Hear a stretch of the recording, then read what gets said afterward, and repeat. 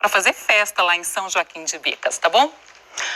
O governador Romeu Zema, do Partido Novo, foi um dos governadores que não assinaram uma carta de apoio ao presidente da Câmara dos Deputados e ao presidente do Senado durante a pandemia. O documento, divulgado ontem, reúne 20 governadores. Esse é um dos assuntos que a gente vai conversar agora com o governador que está aqui ao vivo no estúdio. Muito boa tarde, um prazer recebê-lo mais uma vez aqui no MG1. Boa tarde, Aline. Boa tarde a quem está nos escutando. É um prazer estar aqui novamente. Por qual motivo o senhor não assinou essa carta de apoio ao presidente do Senado e ao presidente da Câmara dos Deputados? Aline, na minha opinião, um governador deve se ater à gestão do seu estado. O que eu tenho dito sempre é o seguinte: eu já tenho tantos incêndios para apagar aqui em Minas Gerais, temos uma crise financeira descomunal aqui, e eu ficar entrando em assuntos que não dizem respeito ao nosso estado, na articulação presidente, Congresso, presidente, senador Rodrigo Maia, presidente, deputado Rodrigo Maia, aliás, e senador Davi Alcolumbre, não é mérito meu. Eles são adultos, eles são políticos experientes e com certeza vão dialogar e se acertar. E me parece que tem muitas pessoas querendo se aproveitar disso para palanque, que não é o meu caso. Mas o senhor, neste caso, não fica contra aos 20 governadores? Eu te diria que não. Eu estou a favor de Minas. E tem pessoas querendo se promover dentro de uma briga que não é deles, na minha opinião. Essa é a minha posição. Pois é. E com relação à presença do presidente no protesto, apoiando o protesto que defende o AI-5, qual é a postura do senhor? O senhor apoia também esse ato? Aline, eu sou totalmente contrário a qualquer regime autoritário, ditatorial. Isso tem de ficar muito claro. Eu sou um democrata nato. E dentro da democracia existe liberdade de expressão. Nós temos movimentos pró-aborto, nós temos movimento pró-pena de morte, movimento pró-legalização de drogas. É da democracia que as pessoas tenham liberdade de se manifestar. Eu posso não concordar, mas respeito qualquer manifestação. E qual é a opinião do senhor com relação ao presidente que quase todos os dias provoca aglomerações? Como eu disse, é um direito dele ter a opinião dele, mas pode ser que eu não concorde. Eu não tenho feito isso aqui em Minas Gerais. Então, aqui eu não tenho feito como ele. Agora, é um direito dele se manifestar. Nós estamos numa democracia, temos de lembrar disso. A riqueza da democracia é a diferença de opiniões. E parece que tem pessoas que estão adotando um totalitarismo contra o presidente. Aí eu não concordo também. A gente sabe que o Estado vive uma situação financeira muito crítica. O senhor mesmo se reuniu com o presidente Jair Bolsonaro no último dia 9 para negociar compensações financeiras. Agora, é por causa disso que o senhor precisa desse apoio, que o senhor se esquiva das situações, né, que a gente está vivendo, por exemplo, o isolamento social, enfim? De forma alguma. Eu vejo que se eu estivesse seguindo o presidente totalmente, talvez nós não estaríamos aqui com o isolamento social. O que eu faço questão, Aline, é de não entrar em assuntos que não dizem respeito a mim. Eu já tenho de lidar aqui com uma Assembleia Legislativa que tem contribuído muito, mas o meu foco é me dar bem com a Assembleia Legislativa. As reformas de Minas passam necessariamente pela Assembleia e não por Brasília. Agora, eu ter uma boa interlocução em Brasília é fundamental também. E o presidente, nós temos de lembrar, ele pode estar errando em algumas coisas, mas está acertando em outras. E eu aqui a mesma coisa e tenho certeza que todos os governadores também. Se o presidente visitasse cada estado e fosse analisar o que cada governador está fazendo, com certeza ele ia encontrar questões que ele discordaria. Então eu vejo que está havendo parece que um movimento exacerbado, desnecessário, com relação a algumas falas, algumas questões do presidente. Outro dia eu até brinquei, se o presidente arrotar, vai virar motivo de alguém se manifestar. Nós deveríamos focar no nosso trabalho, isso é que é importante. E aqui em Minas eu vejo um clima saudável. Eu não tenho relacionamento ruim com os prefeitos. Nós temos prefeito de todos os partidos aqui em Minas. Eu me relaciono bem com todos. Por quê? Porque eles estão focados em administrar a cidade deles e não em ficar atacando aqui o governador. Falando especificamente do enfrentamento ao coronavírus aqui no estado, vai ter uma testagem em massa em Minas Gerais? Aline, por questões financeiras, infelizmente, nós não temos condição de adquirirmos aqui, tipo, 500 mil testes para fazermos uma testagem em massa. Mas estamos indo muito bem no combate ao coronavírus aqui. Não sei se é do seu conhecimento, nós temos hoje apenas 3% dos leitos de UTIs ocupados com portadores da Covid.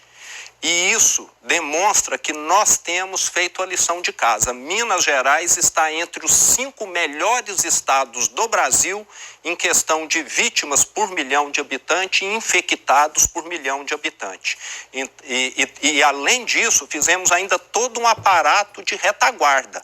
Se nós tivermos uma deterioração nesse quadro, nós ainda estamos muito bem preparados. O senhor, então, reconhece que seria importante, necessário fazer uma testagem em massa, mas não tem condição, é isso? O Estado não tem condição de aplicar essa testagem assim. Exato, mas estamos indo muito bem. Se nós compararmos os dados de Minas com dados de outros estados, Minas está entre os primeiros. Pois é, mas há pouco a gente conversou, por exemplo, com um infectologista, que ele disse que isso não pode passar uma falsa impressão de segurança, uma sensação falsa de segurança, porque a gente sabe que estados vizinhos estão numa situação mais crítica, mas nós estamos nessa condição hoje, é reflexo de atitudes tomadas há um mês atrás, mês, 3 semanas atrás. Então, se afrouxar agora um pouco, não é que a gente pode colher os frutos aumentando os casos, o número de casos, daqui 3 semanas, um mês?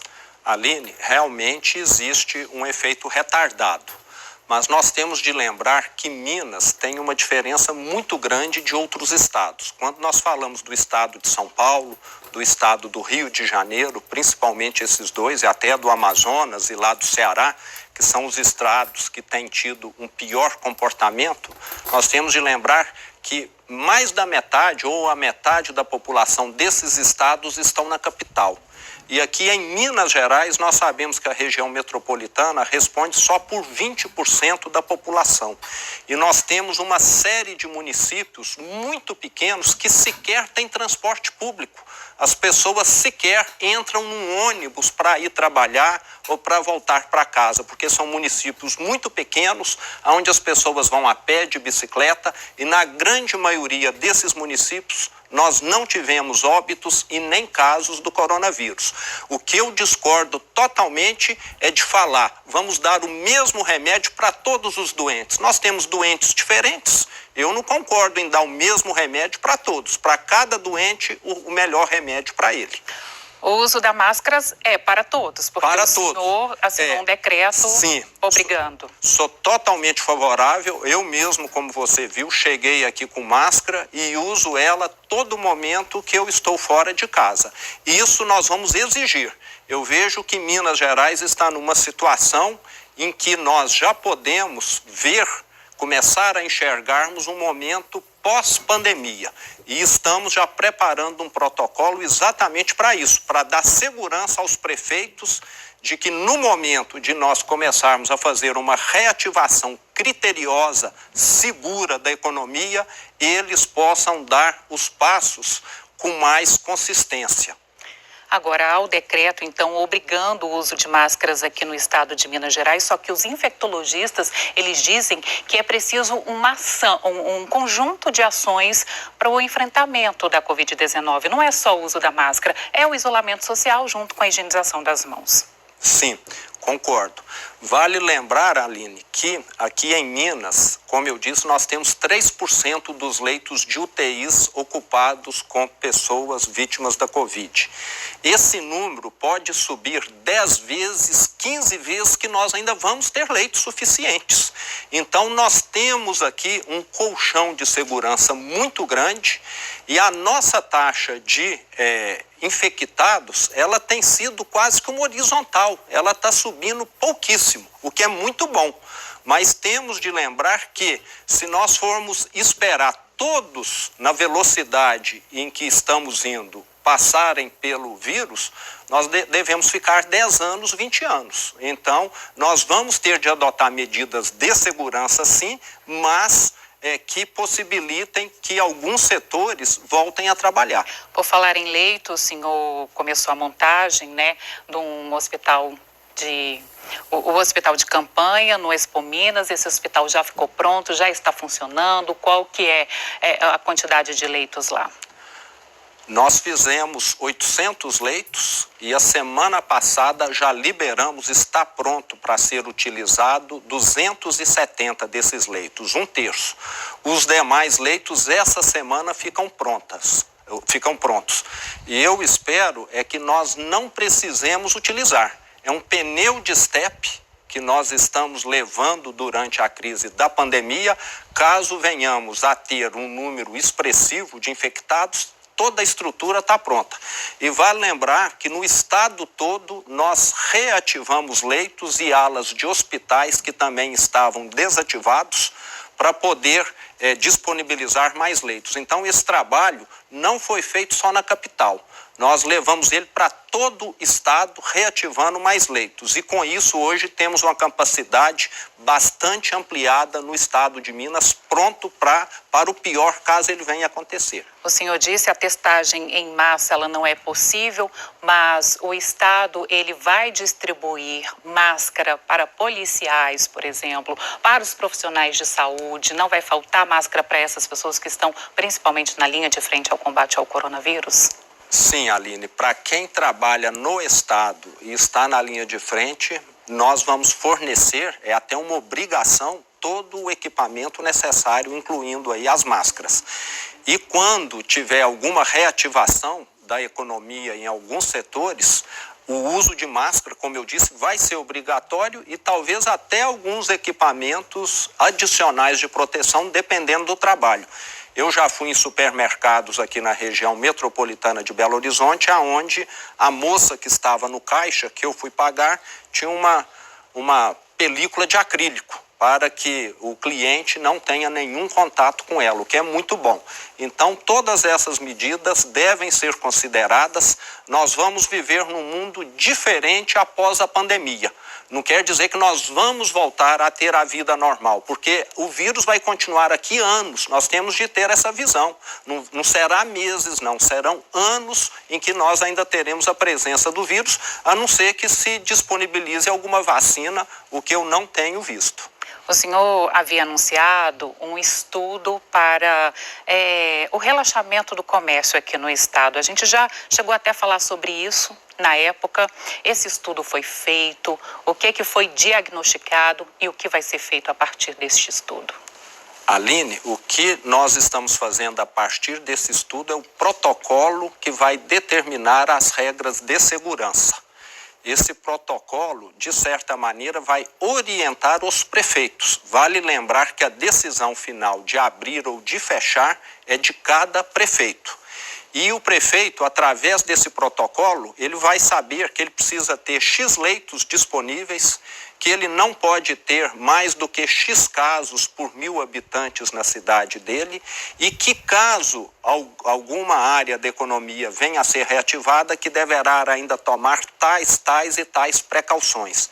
Então, é algo muito seguro, muito consistente, mas que vai possibilitar que algumas cidades voltem a ter alguma atividade econômica. E lembrando que em Minas, seria até uma boa pauta para a matéria, metade das cidades estão funcionando, nem que seja parcialmente.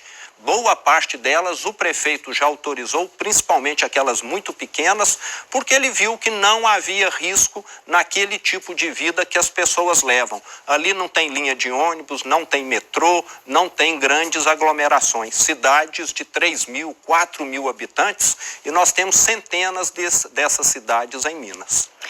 Ok, governador Romeu Zema, do Novo, participando com a gente ao vivo aqui no MG1, esclarecendo então também algumas questões.